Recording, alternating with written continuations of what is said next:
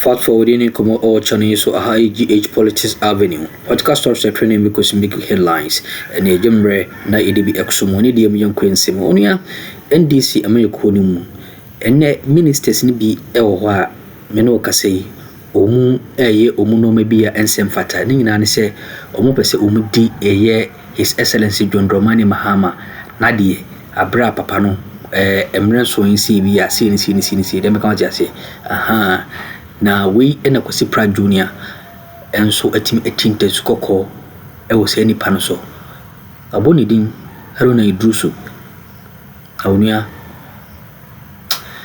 yimungra Kwesi Pratt aso ne hwe ne ko ene de ba aha AGH Politics Avenue. Mad minister must be sacked. Kwesi Pratt fingers Haruna Idrisu. Please put a question mark at the end. Haruna Idrisu? No, my brother, my sister. Kwesi Pratt has spoken. And whenever Kwesi Pratt speaks, it carries a lot of power and energy. I admire him a lot. Kwesi Pratt is not happy that some appointees of the president seem to be so much in a hurry to succeed him. Barely a year after being in power. It's only about 9 months in power, and people are already scheming to overtake the president and succeed him. For him, he thinks that it is sad. Now he fingered out one minister and called that minister mad. My brother, my sister, who could this minister be? Today, many people called me and said, Black Rasta, who do you think this minister is?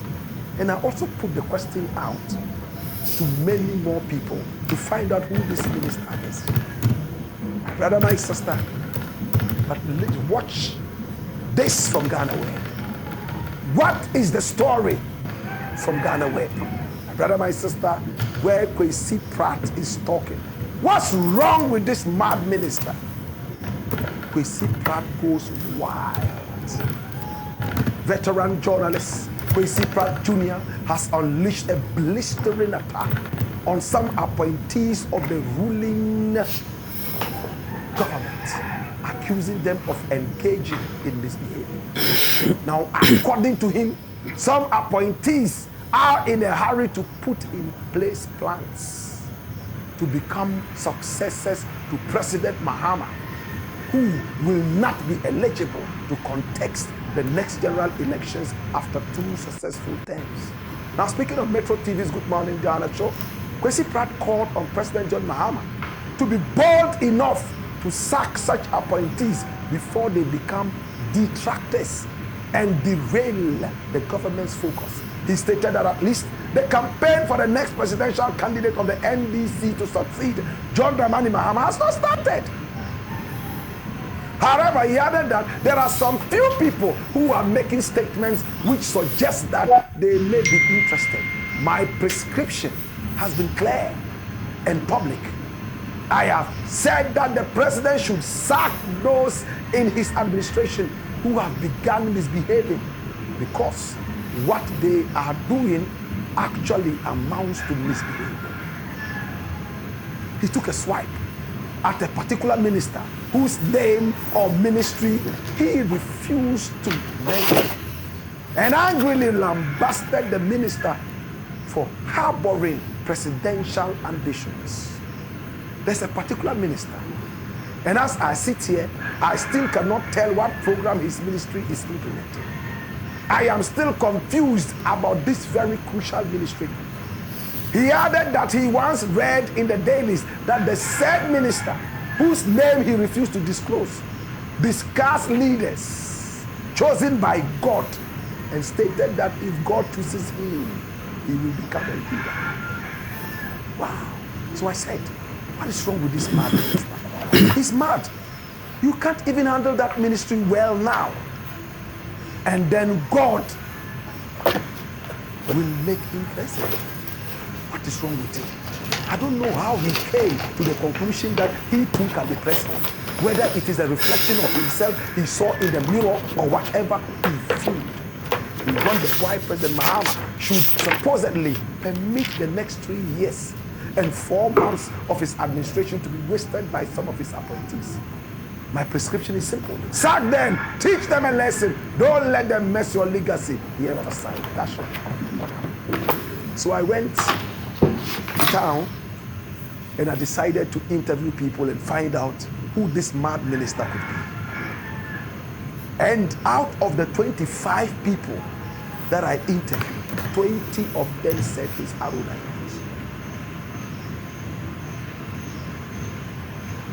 This is Haruna Idris. Now, how did they come by Haruna Idris? Listen attentively. Now, the names that are coming out right now, my brother, my sister. Number 1, Julius Deborah. It's clear that he's interested in the presidency. The general of all the insects, General Mosquito. It is said that he's also interested in the presidency after Mahama. Then also there is Kwabena Dufo. But it looks like for some time now, people have spoken to him and told him that, you know what, by 2028, you would be pushing 84. It's better you sit back and just guide some of the more youthful ones.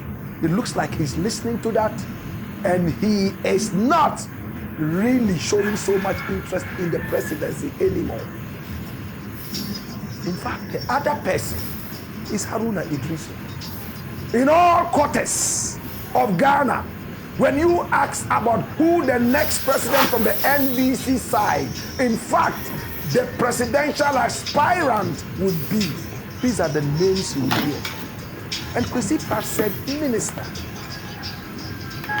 So for that matter, Julius Deborah is not a minister. Hey, Commander Dufo is not a minister. Hey, General Mosquito is only an insect. He's not a minister. The only minister in there is Haruna Idris. But what does our research say? Our research says otherwise.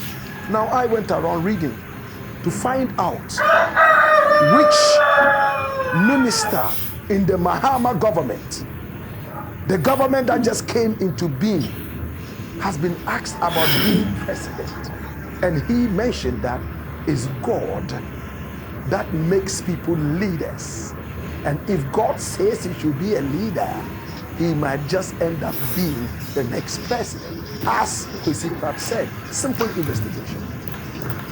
Haruna only 2 days ago was at a certain polytechnic, a tertiary institution, where he debunked and almost cursed students for talking about his presidential ambitions. He told them, hey, I am here as a minister of state. I am here to help my president accomplish exactly what he promised. Nothing about presidency. I'm not interested. He was point blank with that, and I thought that was bold enough. So it couldn't have been Haruna. You know who it is?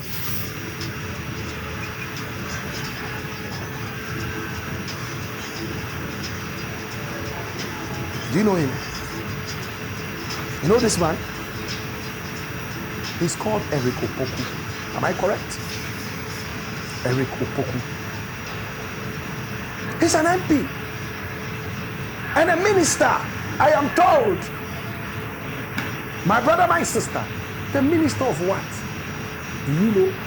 Agriculture. Food and agriculture. I truly was shocked when my research came out that no, simple Google search. Who has made those utterances? Kwesi Pratt couldn't have been wrong. Who could this person be?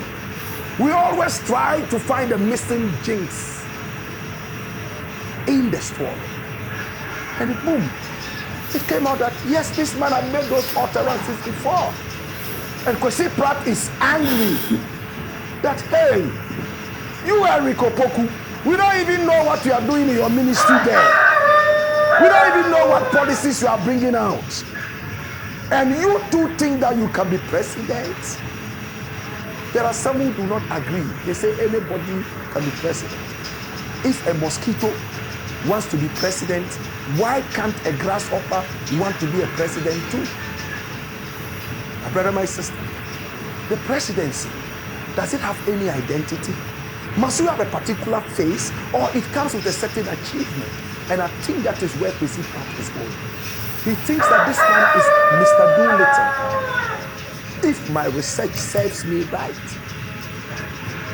if it is this man, my brother, my sister, then we are in trouble. Is he going to respond? Maybe he will not respond because his name was not directly mentioned. But what do you think? Do you think that all appointees of the president should denounce and refrain from their presidential ambitions till it is time to start campaigning? They should not even give hints. If they are asked about presidency, they should bluntly say they are not interested in any presidency. But some of them still give the hints that they are interested. Like my very good friend, according to what I saw.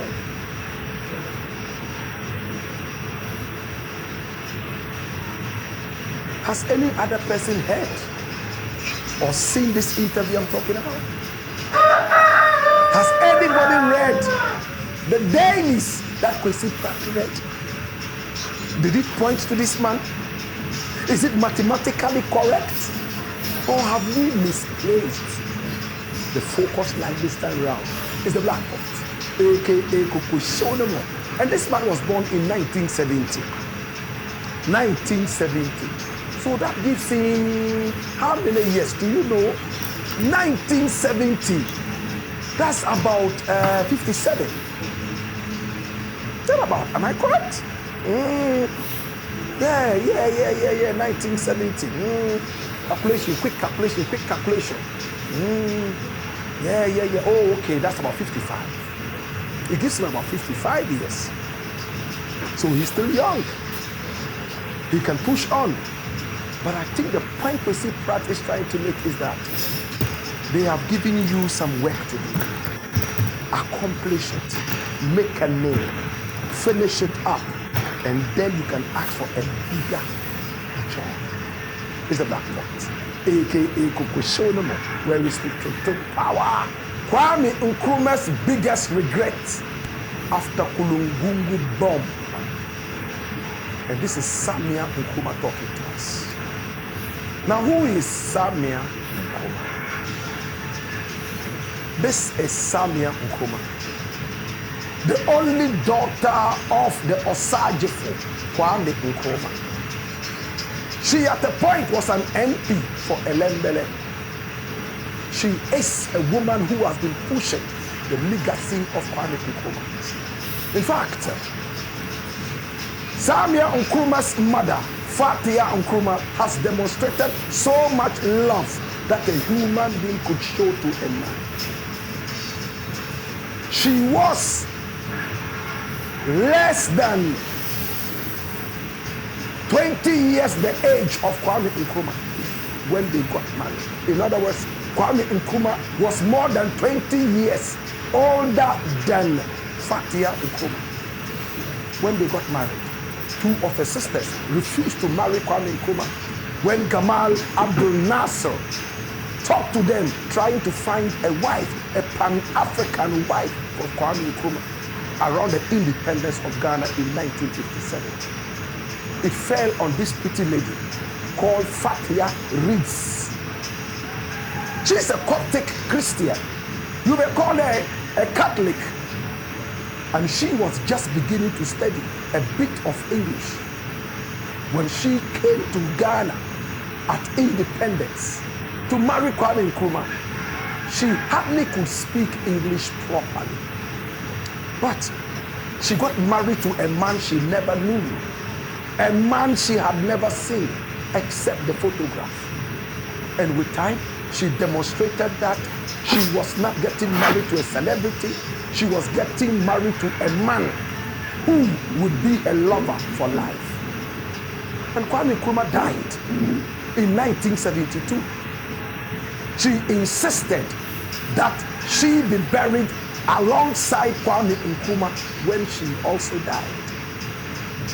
Fatia Nkrumah, even in the turmoil of coup d'etats and bombs blowing all over the country, all in the name of hatred for Kwame Nkrumah, she stood firm in the country. When guns were blazing all over the place in 1966 during the coup, and threats were unleashed to her that she would be slaughtered, she still remained in this country, flew out briefly to Egypt, and returned to the nation. My brother, my sister, all for the love of the nation and also for Kwame Nkrumah. Now, the most touching part of the story is the fact that Fatia Ritz, aka Fatia Nkrumah, pronounced it clearly that when she died, she wanted to be buried alongside her husband, Kwame Nkrumah, who she was only married to for 8 years. And out of the 8 years, 3 very beautiful children were born. Gamal, named after Gamal Abdel Nasser, his very good friend. Sekou, after his other friend, Sekou Toure. And then also Samuel. My brother, my sister, it's an interesting thing happening. This is a photograph of Kwame Nkrumah, and of course, the ever beautiful Fatia Nkrumah, with Samia right in the middle. This is a very memorable photograph that many Ghanaians know. But today, what are we talking about? Kwame Nkrumah's biggest regret, and that big regret came after the Kulungungu bombing in 1962. Now, let's first and foremost look at this very important thing. Samia has been talking about Nkrumah over and over. Anytime she grants an interview, people would dig into her father's life. And she's always generous to talk about this great figure, the Osagifo. Recently, she said, I don't wish that the so-called Kotoka International Airport is renamed after my father. Even when my father was alive, he named it the Accra International Airport. And for that matter, just give it back its name, or else we might be sending signals out that are wrong. Are we honoring a coup maker? My brother, my sister, even at this point, the Ghana state is fighting against the name Accra. We saw the Gamanche speaking to Nana Addo Akuffo and pleading with the president to change the name of Greater Accra region to Gadangbe region. Is it because it was the Akans who named Accra Nkrai? And Nkrai simply means ants.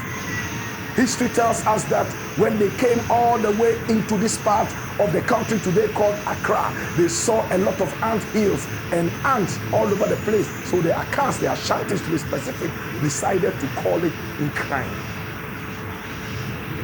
Are the Gans not too happy about the fact that Accra was named by another ethnic group? Does it really matter? Does it represent the land or not? Is that why they want to change the name from Accra to Gadangbe? Would it be called Gadangbe region and still be called Accra, or the name Accra would also be changed? Maybe Samia would have to wait a little bit so that when this is resolved, then we can now agree on the name of the airport. Would it still be the Accra International Airport as it was originally, or the Gadangbe International Airport? My brother, my sister, we have a lot of issues to talk about. Now, the great Osagifo Kwame Nkrumah in 1962 went all the way to Burkina Faso to meet another stalwart of Pan-Africanism, Maurice Yamiogo. Maurice Yamiogo was a president of Burkina Faso. He was well loved. In fact, a great guy. Later, of course, he lost goodwill, and the people started attacking him. But why did Nkrumah go all the way to meet with Maurice Yamiogo at a place called Tinkorogo? Tinkorogo is a Mosi area, my brother, my sister, and we also have a lot of Bisas in the area. Those people you call Busanga, their real name is Bisa. My brother, my sister, when Nkrumah arrived there, he met with Maurice Yamiogo. He spoke with the people of the area. They loved him because he was a hero of Pan-Africanism. What was the meeting all about? Nkrumah had gone there to sign a certain deal to allow the building of a hydroelectric dam on the river Volta. And then the damming of the river Volta will give us the Volta Lake. That was what Nkrumah went there for. It was signed so beautifully and nicely. And Nkrumah and Maurice Yamiogo sat in cars and they drove in a convoy all the way from Kinkurugu as Maurice Yamiogo was seeing him off back into Ghana, his country. And this is the convoy. You can see Kwame. We ain't some routine channel so mamma so Jim Ewhad as any so wide in their don't be a dominion in Sensium.